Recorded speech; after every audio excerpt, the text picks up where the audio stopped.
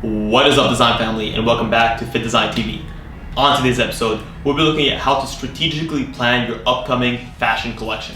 Whether you're a sportswear, casual, streetwear, high fashion, ready-to-wear designer, this video is going to be applicable to you.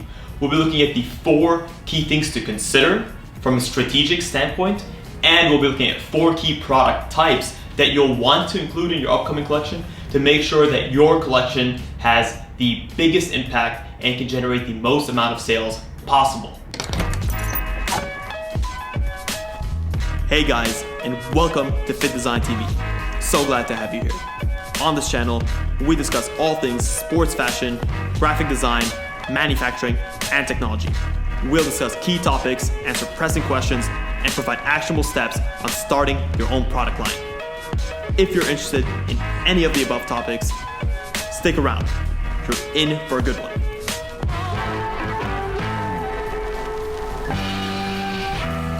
When developing a collection, it's important to understand that not all items are going to serve the same purpose. While some types of designs are going to be more catered towards bringing in new customers and growing your existing base, other types of designs are going to be positioned in ways to raise your profit margins and to help your business make more money. It's important when developing a collection to have a good balance of these types of products because you want to be consistently expanding your customer base and tapping into new markets, whilst at the same time generating a healthy revenue stream for your business. When planning a collection, it's important to strategically consider 4 key characteristics for your product line. Number 1 is you need to focus on your key items. And what are those key items? Well, a key item for a brand is an item that you know sells well, and then an item that is designed and produced in a way that communicates and clearly aligns with your brand values and the vision or the image that you want to portray to your customer base. Point number 2 is it's extremely important to make your brand memorable. So the products that you design should address your USPs or your unique selling points, aka what differentiates you from the competition. Why should people buy from you versus brand XYZ? Your messaging and the way that your products are designed should consistently address these USPs and should be done in a way that maintains your brand identity season after season. It's important to freshen up your line, but at the same time, drastically changing a mood or an aesthetic can confuse your buyers and can weaken the brand loyalty that you've built over time. Number 3, it's extremely important to consider price. Know what price you want to sell the finished garment at, because that's going to inform and influence how your garment turns out from a physical standpoint. Apart from the creativity and the design, pricing actually has one of the biggest influences on how a finished product comes out. If you're allocating a price point that is too low, but you're trying to generate a product that is perceived as luxury and you're trying to push for that, chances are either you're going to generate a loss and you'll quickly go out of business, or at some point within the production process, whether it's the trims, materials, or workmanship, you're going to have to cut back and scale back on that vision, and you'll end up with a watered down, let's just say, physical product of what you had in mind. So setting the right price for the right product is essential and will lead you towards achieving the product that you have in mind.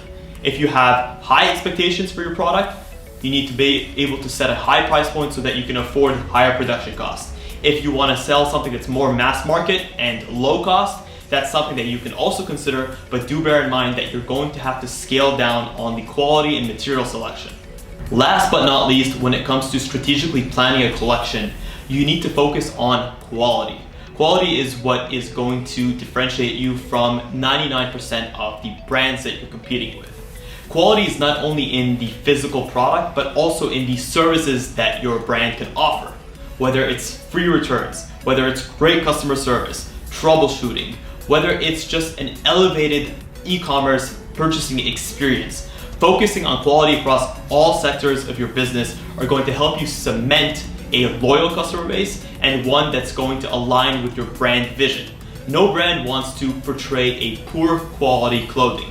Regardless of you're a budget retailer or you're more high-end, everyone wants to portray an image of quality. We want people to have the confidence to buy our clothes and to come back time and time again. So maintain quality both on the physical and the service side of your company. Now that we've discussed the 4 key points to consider when strategically developing a collection, we'll look at 4 types of products that you'll want to embellish your collection with. And we'll start off with number 1. Number 1 is your signature item. So what's a signature item? A signature item might be one of 2 things. It might be a product that you're able to offer that no one else in the market is offering, and people have to exclusively come to you for that.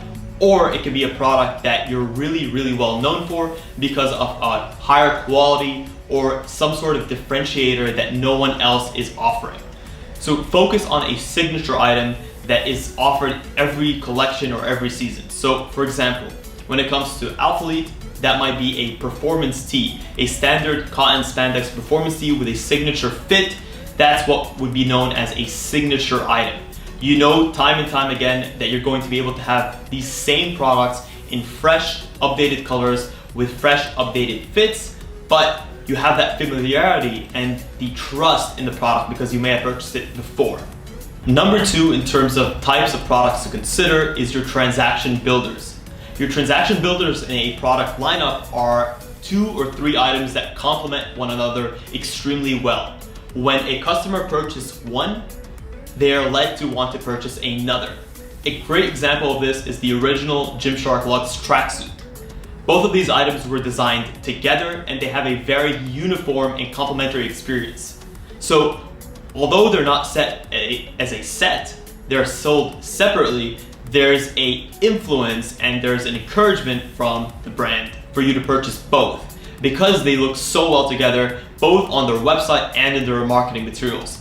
Creating these transaction builders is also a great way for you to increase your customers' basket size and at the same time for you to create more of an awareness in your customer base towards your different products. Let's just say you have a new customer that's only purchased tops from you. By creating a tracksuit, you're now encouraging them to purchase your bottoms. So what that does is it exposes them to a new facet of your business and they're very happy because they've gotten a great set and they've been exposed to your new joggers. And that may lead them to purchase other types of bottoms, whether it's shorts, joggers, accessories. They now have a wider interest in your product lineup.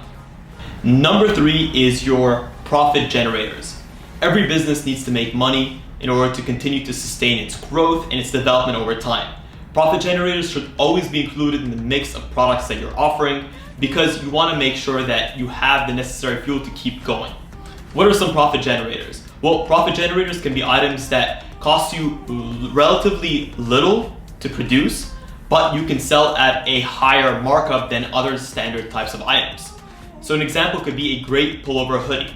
Though a pullover hoodie just costs you a couple more dollars than a standard t-shirt to create and manufacture, that same hoodie can be sold at double or triple the cost of a performance t-shirt. At the same time, things like sticker packs can also be sold for higher profit margins, and they also serve to create more depth to your brand and allow customers to buy into a wider variety of your products. So it's important to always include profit generators and make sure to get creative with them so that people also don't feel ripped off.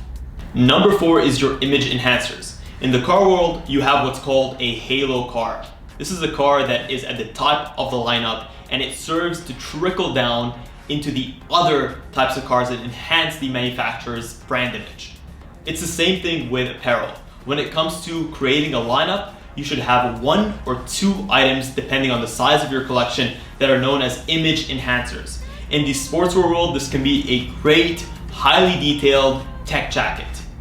These are not necessarily there to serve the profit side of your business or the high volume side of your business, but they're there to show your customers what you're capable of when you go all out with a product. Do bear in mind that yes, image enhancers are great and they get really people fired up over your brand, but they don't necessarily sell well because they're usually sold at higher price points and their use case scenarios may be extremely limited.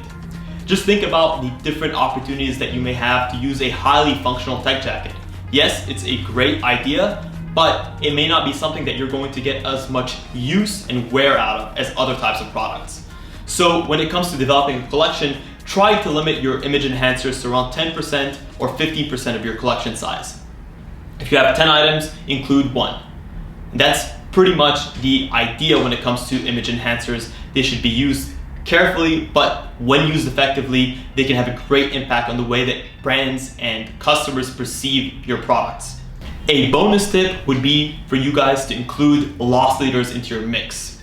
A loss leader, when it comes to fashion, is an item that offers a very low or non-existent profit margin, but is serviced towards attracting customers and new customers to buy into your brand. You may not make a ton of profit out of it, but you will encourage new customers to buy in and to give your brand the chance. Where they may not have been willing to do that at a higher price point, these loss leaders can serve to introduce them to your brand and hopefully for you to wow them and to gain their business long term. A well-known loss leader comes in the form of Costco.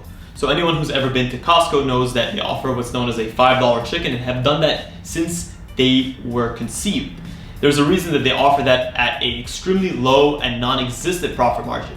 It's to bring you through the doors, to encourage you to purchase, and hopefully you'll stick around and purchase some of the higher profit margin items. And that same strategy can be employed with your loss leaders. Hopefully you guys have enjoyed this video in terms of the methods of strategically planning a collection. I wanted to get down and dirty and get right into the details of what are the best ways and what are the best types of products to consider. If you guys enjoyed this type of video where we get really detailed and focused, please let me know. I'd love to make others like it where we describe the business of fashion. It's a very complicated and fascinating world that I'm sure a lot of guys would love to learn more about. So leave in the comments below what you want to learn more about, and hopefully me and the team will get to it. Thank you guys so much for tuning into Fittdesign TV. Until next time, stay awesome.